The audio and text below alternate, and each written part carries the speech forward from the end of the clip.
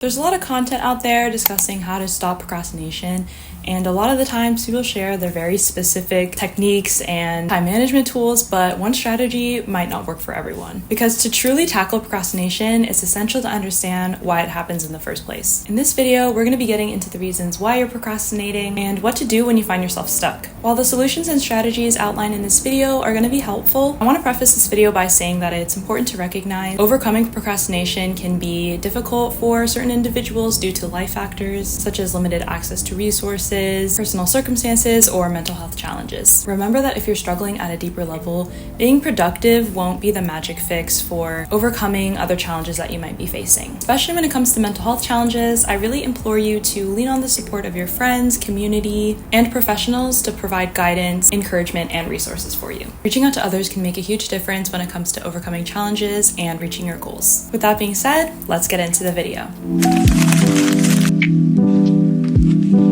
It's important to first understand where your procrastination comes from. It's easy to pinpoint ourselves as lazy or distracted, but more often than not, it goes deeper than that, and it's actually caused by things from our past or mindset loops that we've been stuck with for years. To get to the root of your procrastination, ask yourself, what emotions arise when I think about this task? Why do I feel hesitant to start? And what am I afraid might happen if I complete this task? No matter how you answer these questions, each one is rooted in a reason why you're feeling this way. Procrastination isn't as simple as not doing your work. It's a challenge that stems from other ones. In order to understand how to get unstuck, we'll go through the different whys of procrastination, solutions, and then easy steps to work towards that solution.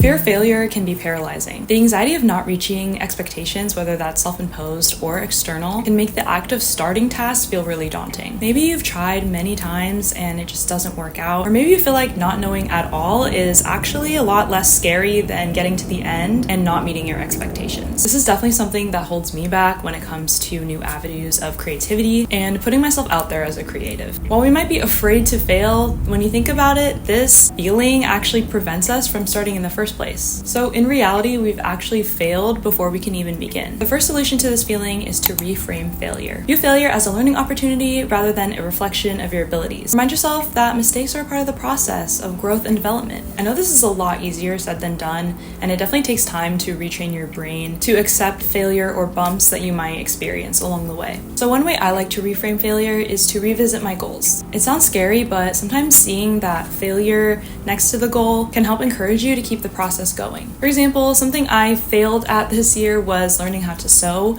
I had expectations that I would be sewing my own clothes by now, but I'm just not at that point yet, and that's okay. So when I revisit my goals, I'm writing not complete, but lessons learned so far. Then I'll add in some of the small progress steps that I've made. That way, when I eventually do tackle this goal, I can appreciate where I started. Reframing is also about self-compassion. Practice self-compassion by treating yourself with kindness when you make mistakes. This can really reduce the fear of failure by making it easier to start tasks without your brain attacking you right off the bat. While this isn't the most tangible solution, over time, it can make a big difference when you're setting out to tackle big or intimidating projects. Another way to get rid of the fear of failure is to write down everything that can go wrong or right. These feelings almost always live in our head and they're just constantly there. So try to get it all out. The good, the bad, the ugly, whatever you're feeling, put it on paper so that it can leave your mind. Create a mind map of the fears you're experiencing, like failing to show up, failing to succeed, etc. Then create a mind map of the things that can go right if you succeed. This is a journaling technique that can help make sense of what you're feeling and why, and it's a really great way to just get down your thoughts really quickly. While the fear of failure is one of the hardest things to overcome with procrastination, you now have the tools to at least understand when that feeling arises and the small things that you can do to tackle it.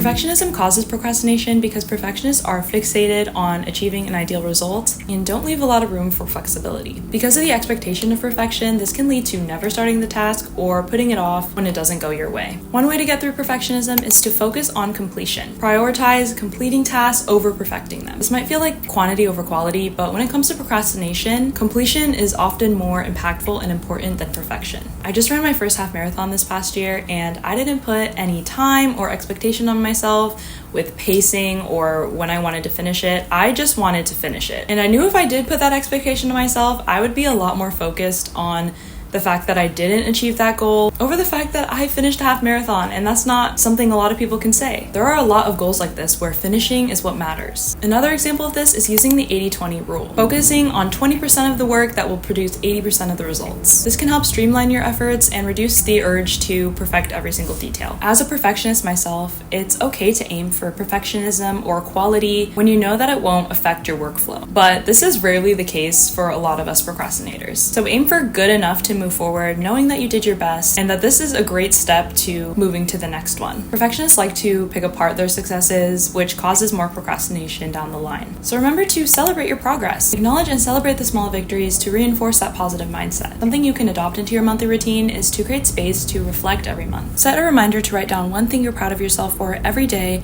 no matter how small. I like to use a monthly reflection section in my passion planner so that I can follow the prompts, but you can also use a journal to brain dump any feelings that surface during this time. Motivation is a huge part of not only starting a project or task, but also keeping your efforts going. A lack of motivation can stem from tasks feeling uninteresting or unimportant to you. Or maybe you're unsure about how completing this task will benefit you. Without a clear connection to your personal goals or interests, it's hard to find the drive to begin. Motivation tends to come in waves depending on our interests or current needs. Something that can change often is our personal values. The things we choose to prioritize are often the things that we deem important to us. That's why it's important to connect with your personal values to align with your personal goals, and in turn will create intrinsic motivation. I like to use this core values worksheet to determine my values and understand which ones resonate with me most. That way I can connect with my goals and my core values that boost my motivation to complete them. For instance, if you value creativity, your routine might involve more time for brainstorming or developing your skills. If you value positivity, you might set more time for affirmations and journaling in the morning. Finding motivation is key to feeling excited about your goals and tasks to keep procrastination at bay. Another way to find motivation is to create a reward system. While completing the goal itself is a reward, there are so many small steps along the way that can hinder your motivation, especially when the goal is really big. Having a reward system can make these smaller, mundane tasks feel more rewarding and worthwhile. I like to use a habit tracker in my planner to track my progress and set a treat for myself when I'm consistent. Incentivize your tasks with a reward like buying a new workout set when you've stuck with a workout routine for 1 month straight, or getting your favorite ice cream when you finish your essay.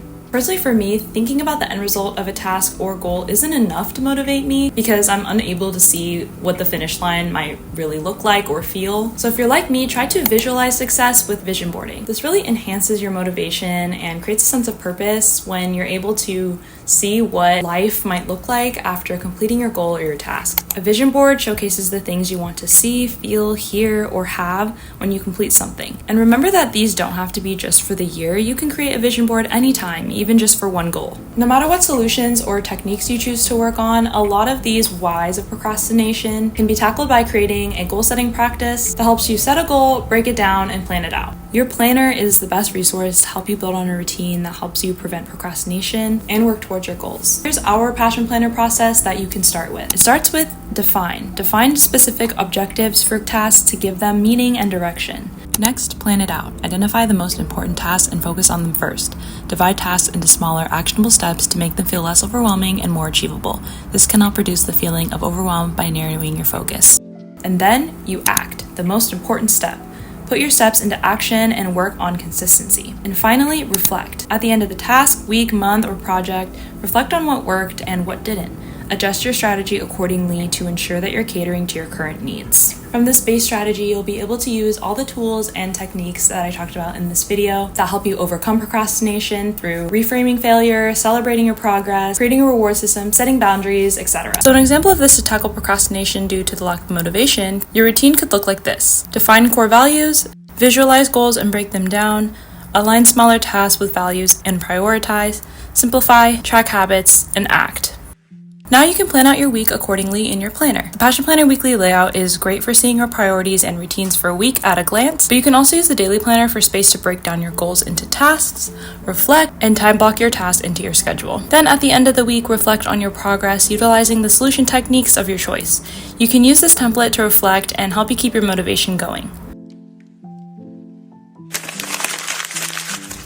Thank you so much for watching this video. I hope it helped you understand where your procrastination comes from and ways that you can overcome whatever mental roadblocks you're facing with procrastination. Give this video a thumbs up and leave us a comment letting us know which procrastination solution helped you the most. Remember, it doesn't have to be perfect, it just has to start. See you next time.